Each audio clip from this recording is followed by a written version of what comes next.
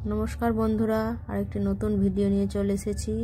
आज के बानाबो धनिया बेगुन। तार जन्य देखो बेगुनगुलो आमी फाला करे कुटे निয়েছি। একটা বেগুন 4 ফালা করে এইভাবে কুটে নিয়েছি। এবার বেগুনটাই আমি একটু হলুদ আর লঙ্কার গুঁড়ো মাখিয়ে রেখে দেব। নুন দেব না, শুধু হলুদ আর লঙ্কার গুঁড়োটা মাখিয়ে রেখে দেব। এবার এখানে একটা পেস্ট করে নিচ্ছি মশলার। দুটো কাঁচা লঙ্কা দিচ্ছি, 3-4 কোয়া রসুন আর কিছুটা বেশ পরিমাণ ধনে পাতা। যেহেতু এটা ধনিয়া বেগুন তাই ধনে পাতাটা বেশি লাগবে। এই দেখো এটা এবার পেস্ট করে নিয়ে দেখো বাটিতে ঢেলে নিয়েছি। এদিকে আমি দুটো টমেটো মিক্সিতে পেস্ট করে নিয়েছি। এবার বেগুনগুলো আমি ভেজে নেব। একটু তেলটা একটু বেশি দিতে হবে, দিয়ে বেগুনগুলো আমি ভেজে নেব। এপিট ওপিট করে ভালো করে ভেজে নেব। শীতে তোমরা এই রেসিপিটি একবার করে দেখতে পারো। এটি গরম ভাত বা রুটির সাথে খুব ভালো লাগে। এই দেখো এক পিঠটা হয়ে গেছে। এবার এই পিঠটাও আমি ভালো করে বেগুনটা একটু উল্টে দিচ্ছি। কাছে দূরের সকল বন্ধুদের জানাই আমার অনেক অনেক ভালোবাসা। নতুন পুরনো সব বন্ধুদের জানাই অসংখ্য অসংখ্য ধন্যবাদ। তোমরা এতদূর আমার সাথে ছিলে বলে আমি এতদূর এগোতে পেরেছি। এই দেখো এবার তেলে একটু কালো জিরে ফোড়ন দিয়ে দিলাম।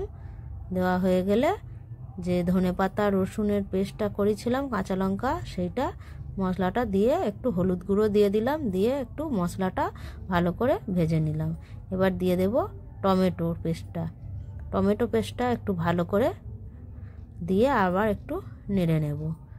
এই দেখো সেটাও খুব ভালো করে নেড়ে নেওয়া হয়ে গেছে। এবার গ্যাসের আঁচটা একদম কম করে দিয়ে এখানে দিয়ে দেব দই, একটু ফেটানো টক দই। দইটা দেওয়ার সময় সব সময় গ্যাসের আঁচ কম করে রাখতে হবে, তা না হলে দইটা ফেটে যাওয়ার সম্ভাবনা থাকে। দিয়ে দেব স্বাদ অনুযায়ী নুন। এখানে আমি লঙ্কার গুঁড়ো দিইনি, যেহেতু কাঁচা লঙ্কা দুটো দিয়েছি আমি। এই দেখো এটা খুব ভালোভাবে ফুটে গেছে। এবার খুব সামান্য অল্প পরিমাণ জল আমি এতে দিয়ে দিলাম। এবার জলটা দিয়ে একটু ফুটে গেলে এবার আমি দিয়ে দেব যে ভেজে রাখা বেগুনগুলো আমি এতে দিয়ে দেব মশলাটায়।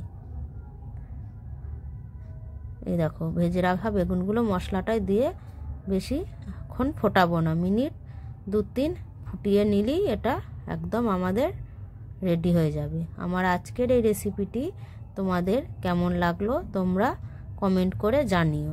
আর ভালো লাগলে একটা লাইক করে আমার পাশে থেকো। ফেসবুক থেকে যারা আমার চ্যানেলটি দেখছো, ভিডিওটি দেখছো, ফলো করে দিও। আর ইউটিউব থেকে যারা দেখছো তারা আমার পেজকে সাবস্ক্রাইব করে দিও। এই দেখো সবজিটা একদম রেডি হয়ে গেছে। কেমন লাগলো দেখো। এটা গরম ভাত বা রুটি দুটোর সাথেই খাওয়া যাবে। আজকের মতো রাখছি, দেখা হবে পরবর্তী কোনো ভিডিও।